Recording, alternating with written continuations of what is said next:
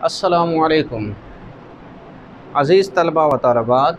उलूमुल कुरान का हमारा topic number, इसको मैं 2 ही कंसीडर करूँगा क्योंकि पहले पिछले हमारे लेक्चर नंबर 5 में जो है उलूमुल कुरान के मज़ामीन आपके सामने बयान किए गए। अब उनमें से जिन मज़ामीन को बहुत ज़्यादा अहमियत हासिल है उन पर हम जो है 2-3 लेक्चर्स के अंदर इस गुफ्तगू को करेंगे। ग़राइबुल कुरान, हरूफ मुक़त्तआत और सबब नुज़ूल, ये 3 बहुत अहम टॉपिक हैं उलूमुल कुरान के अंदर। ग़राइबुल कुरान से मुराद कुरान में, ये आप लोगों ने पिछले लेक्चर में भी मैंने ये बात की और अब भी मैं ये कह रहा हूँ कि कुरान जो है अरब की 7 ज़ुबानों में नाजिल हुआ, ज़ुबानों में नाजिल हुआ।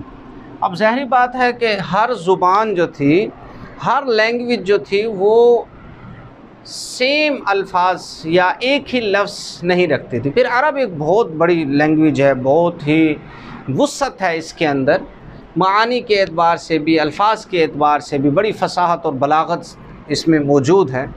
तो कुरान में कुछ ऐसे अल्फाज हैं जो गैर मानूस हैं, जिनको हम अजनबी अल्फाज कहते हैं, उनका जानना भी बहुत ज़रूरी है।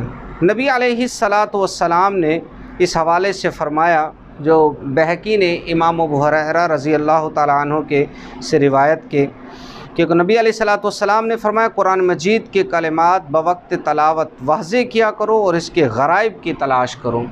गराइब की तलाश करो यानी इसके गैर मानूस अल्फाज को सोचो, समझो, देखो कि लुगात में इनके क्या मानी है, ताकि तुम्हारे ऊपर इसका फ़हम वाज़े हो जाए। तो फ़हम कुरान के अंदर या तफसीर कुरान में ये चीज़ भी बहुत अहम है। इस पर मुख्तलिफ़ आइम्मा ने मुख्तलिफ़ किताबें लिखी। इमाम राग़िब की मुफ़रदातुल कुरान बहुत ही मारूफ़ है।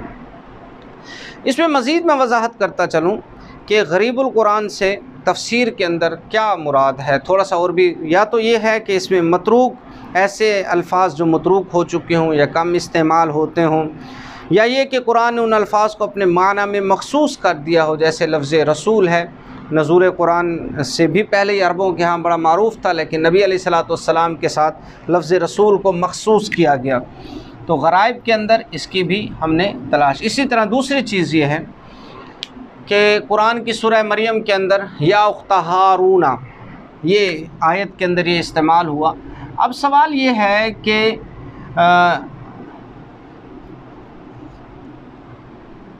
या उख्ता हारूना, अब जो है बीबी मरियम सलामुल्लाह अलैहा का जो भाई था वो हारून था, तो क्या ये और हारून अलैहिस्सलातु वस्सलाम और बीबी मरियम का अगर वो देखा जाए, उनका ज़माना देखा जाए, तो कम से कम भी 7-8 साल का जो है, 700-800 साल जो है उसमें गैप आता है। बाज़ मुफस्सिरीन ने 1000 साल का गैप भी लिखा है। तो उसमें हारून जो है इसकी वजाहत नहीं है। नबी अलैहिस्सलातु वस्सलाम ने इसकी वजाहत खुद फरमाई कि ये हारून जो है ये दूसरा है और वो हारून जो नबी है वो यहाँ मुराद नहीं है। तो देखें, ये गराइब में से है। हमें इस लफ्ज़ को जो है जब तक बज़ुबान नबी हमें मालूम नहीं हुआ तो हम इसकी वजाहत नहीं कर सकें। दूसरी एक चीज़ देखिए, इसी तरह कुरान पाक के अंदर अल्लाह ने फरमाया कि मैं इंसान को मुँह के बल जो है फ़रिश्ते उसको घसीटते हुए जहन्नुम में डालेंगे। अब एक इश्काल है कि किस तरह उसको घसीटा जाएगा, गैर मानूस अल्फाज हैं। लेकिन बात यह है कि जब खुदा उसको पाँव पे चढ़ा सकता है तो उसको मुंह के बल भी घसीट सकता है, इसमें कोई ऐसी कबाहत नहीं है। बहरहाल गैर मानूस अल्फाज कुरान पाक में मौजूद हैं जिनका समझना ज़रूरी है। दूसरी चीज़ पर हम आते हैं, हरूफ मुक़त्तआत। इसको थोड़ा सा पढ़ भी लें आप, मेरे साथ तलावत भी करें ताकि आपको अंदाज़ा भी हो जाए। अलिफ लाम मीम, अलिफ लाम मीम सॉद, अलिफ लाम रा, काफ हा या आइन सॉद, हामीम हामीम आइन सीन क़ाफ। ये कुछ हरूफ मैंने बतौर तमसील आपके सामने लिखे हैं। इन हरूफ का जो गुफ्तगू है इनको हरूफ मुक़त्तआत कहते हैं। खुलफ़ाए राशिदीन, जमहूर, सहाबा, ताबईन और आइम्मा तफसीर के नज़दीक यही हरूफ मुतशाबिहात हैं जिनका ज़िक्र सूरत आले इमरान के अंदर अल्लाह रब्बुल इज़्ज़त ने फ़रमाया कि वमा यअलमु तअवीलहु इल्लल्लाह।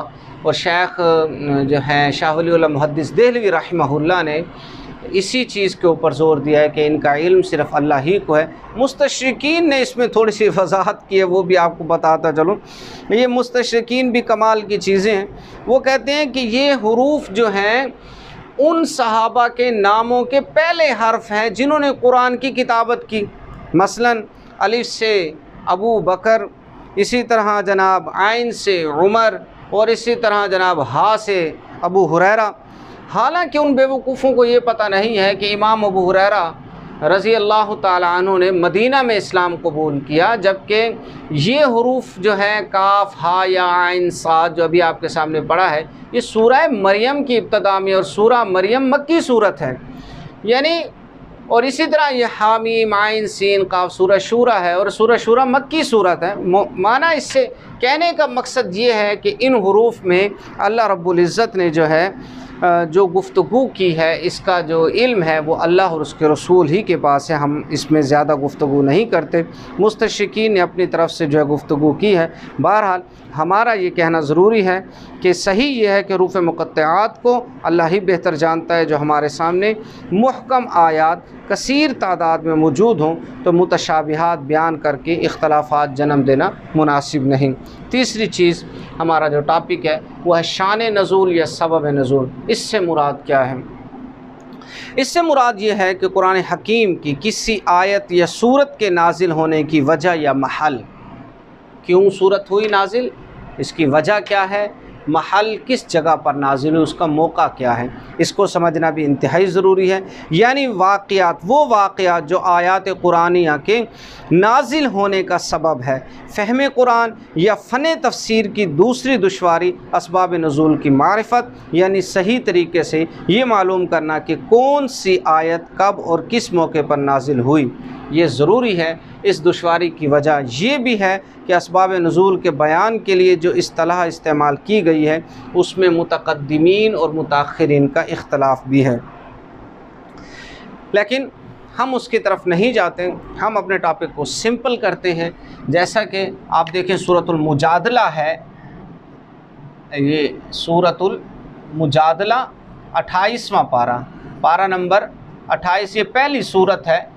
और आप इसका शान नुज़ूल देखिए कि क़द समी अल्लाहु क़ौल अल्लती तुजादिलुका फ़ी ज़ौजिहा व तश्तकी इलल्लाह। अब ये अल्लाह ने सुन ली उस औरत की बात। ये शान नुज़ूल है कि हज़रत खौला जो है वो अपने शोहर के बारे में आकर उसने कहा कि ना मुझे छोड़ता है ना मुझे बसाता है, शिकायत की। अल्लाह ने उस पर फ़ौरन आयात को नाजिल किया और ज़िहार के हवाले से हुक्म नाजिल किया। तो इसका शान नुज़ूल महल ये मालूम हुआ तो आयात के समझने में आसानी हुई। दूसरी चीज़, ग़ज़वा बदर के हवाले से जंगी कैदियों का जब मसला हुआ तो अल्लाह ने वो वहाँ आयत नाजिल की कि जंगी कैदी जो हैं, यानी अल्लाह ने उसके बारे में फ़रमाया, नबी अलैहिस्सलाम सूरह अनफ़ाल की आयत है कि लिए ज़ेबा नहीं कि इसके पास कैदी हों, वापस कैदी हों, पस चाहिए कि ज़मीन में खूब खून रेज़ी हो, यानी उन कैदियों को कत्ल कर दिया जाए। लेकिन जिस वक्त नबी अलैहिस्सलाम ने फ़ैसला फ़रमा दिया कि इनसे जो है ये 10-10 सहाबा हमारे बच्चों को पढ़ना लिखना सिखाएंगे, आज़ाद हो जाएंगे, तो उसी फ़ैसले को फिर अल्लाह ने बरकरार रखा। लेकिन शान नुज़ूल इसका यही था। बाज़ औक़ात ये होता है कि मुहद्दिसीन असबाब नुज़ूल के सिलसिले में ऐसी चीज़ों का ज़िक्र करते हैं जो दरअसल सबब नुज़ूल नहीं होता, वो किसी न किसी वाक़ये की रिलेट। जैसे एक ख़तीब है, इसकी मैं आम सी वजाहत करता चलो, फिर मैं उसकी तरफ आऊँगा। 7-8 पॉइंट है। जैसे एक ख़तीब है, वो बयान कर रहा होता है तो उसमें वो अपने बयान से मुताल्लिक़ा बहुत सारी आयात और हदीस बयान कर देता है। हालांकि वो बयान से मुताल्लिक़ा ज़रूर होती हैं लेकिन उनका सबब नुज़ूल वो नहीं होता। नज़ूल यानी उस सिनारियों में वो आयात या जो हैं वो नाजिल नहीं होती। उनका असल सिनारियो कुछ और होता है, उसका पस मंज़र कुछ और होता है, उसका महल कुछ और होता है, उसकी वजह कुछ और होती है। लेकिन बतौर एविडेंस, बतौर दलील, बतौर वजाहत के जो है कोई शख्स अपनी आयत को, कुरान पाक की किसी आयत को अपने बयान में जब वो लाता है तो उसको हम ये नहीं कहेंगे कि यही शान नुज़ूल है। इसमें कुछ चीज़ें आप मसलन सहाबा ने बहस मुबाहिसा में बतौर शाहिद किसी आयत को पेश किया। नंबर 2, सहाबा ने बाहम गुफ्तगू में किसी मिसाल के तौर पर कोई आयत पढ़ ली, आपस में गुफ्तगू हो रही थी, कहा कि देखो कुरान की ये आयत दलील है। इसी तरह नंबर 3, सहाबा ने किसी मौके पर हुज़ूर सल्लल्लाहु अलैहि वसल्लम की तिलावत आयत को बतौर इस्तिदलाल पेश किया कि नबी अलैहिस्सलातु वस्सलाम ने आयत को यूँ तलावत किया था। नंबर 4, आयत की वजाहत में उसी मज़मून से मुताल्लिक़ा हदीस बयान कर दी। नंबर 5, आयत के नुज़ूल का मौका मुतय्यन करने के लिए उसकी तलावत की, नुज़ूल का मौका मुतय्यन करने के लिए, ये भी एक फैक्टर है। इसके अलावा नंबर 6, कुरान मजीद की आयात या सूरत के फ़ज़ाइल, जैसे मैंने अभी आपके सामने बयान की, किसी फ़ज़ाइल के मामले में कोई ख़तीब है वो पेश कर रहा है। आयत में किसी लफ्ज़ को बज़रिया तलफ़्फ़ुज़ समझाना मकसूद था, वो पेश किया गया। रसूलुल्लाह सल्लल्लाहु अलैहि वसल्लम ने किसी हुक्म पर अमल करते हुए कोई कुरानी आयत तलावत कर दी। तो इन तमाम चीज़ों के अंदर याद रखिएगा, ज़रूरी नहीं कि आपके सामने ये तमाम चीज़ें हों। 2 अमर बहुत ज़रूरी हैं, 2 चीज़ें वो मैं आपको बताता चलूँ। नंबर 1 जो सबब नुज़ूल के अंदर है, नंबर 1 वाक़यात जो आयत से मुताल्लिक़ हों उनका जानना ज़रूरी है, एक तो ये बात है। और दूसरी बात यानी वो वाक़यात, वो क़िसस, वो अहकामात जो आयत से मुताल्लिक़ हैं जिसके बग़ैर फ़हम मुमकिन नहीं, उनका जानना ज़रूरी है।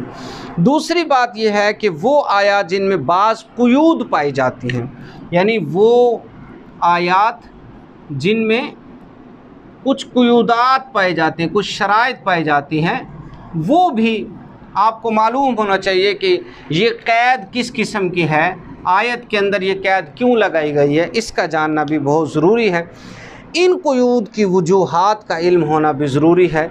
इसलिए बाज़ दफ़ा कुरान पाक में आयत को सरसरी बयान किया जाता है, उसका शान नुज़ूल लाजिम नहीं है कि उसका शान नुज़ूल भी हो। जैसे बहुत सारे जो है किस्सस अल्लाह ने बयान किए तो उसका शान नुज़ूल लाजिम नहीं है कि हम उसको ढूंढते रहें कि क्यों बयान किए, इसकी वजूहात उसकी ज़रूर होंगी, क्योंकि बग़ैर किसी वजह के आयत नाजिल नहीं होती। लेकिन लाजिम नहीं कि उस आयत के नाजिल होने की वजह वही हो जो हम समझ रहे हों। इसलिए ये ज़रूर, जैसे एक वाक़या आता है, एक सहाबी जो थे, एक जंग हो रही थी, वहाँ पर मुसलमानों को कुछ पिसपाई हुई, यानी थोड़ा सा वो शिकस्त के हवाले से थोड़ा पीछे हुए। तो एक साहब, एक शख्स कहने लगा, जी देखें जी कुरान में आया है कि अपने आप को अपने हाथों हलाकत में मत डालो।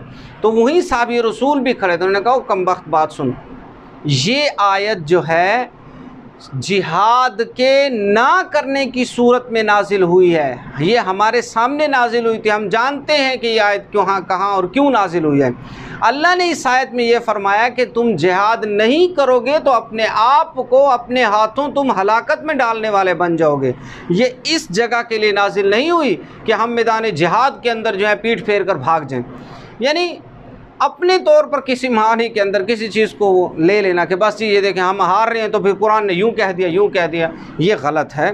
बहरहाल इसका भी ख्याल रखना चाहिए। इसमें आपको जो वजाहत है, शाह वलीउल्लाह मुहद्दिस देहलवी रहमहुल्लाह ने शान नुज़ूल के हवाले से ये फ़रमाया कि लाजिम नहीं कि हर आयत का ही कोई शान नुज़ूल हो।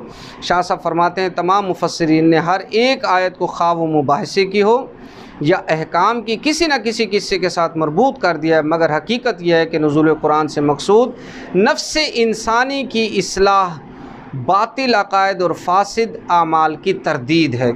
लाजिम नहीं है कि हर एक चीज़ की हो। इसलिए आज का जो है हमारा लेक्चर इस हवाले से ख़त्म होता है कि हमारे आज के हमने 3 जो है ये चीज़ें पढ़ी हैं। ग़राइबुल कुरान, अजनबी और गैर मानूस अल्फाज का आपको जानना ज़रूरी है। हरूफ मुक़त्तआत क्या हैं, इनका इल्म और फ़हम इतने हद तक ज़रूरी है कि ये कुरान के अंदर अल्लाह ने इनके मानी को इंसान के ऊपर पोशीदा रखा है। इसी तरह सबब नुज़ूल आपको पता होना चाहिए कि किस सूरत का क्या जो है सबब है क्यों नाजिल हुआ। इंशाअल्लाहुल अज़ीज़ नेक्स्ट लेक्चर के साथ आपसे मुलाकात होती है, नेक्स्ट टॉपिक के साथ। तब तक के लिए इजाज़त। वस्सलामु अलैकुम वरहमतुल्लाहि वबरकातुहू।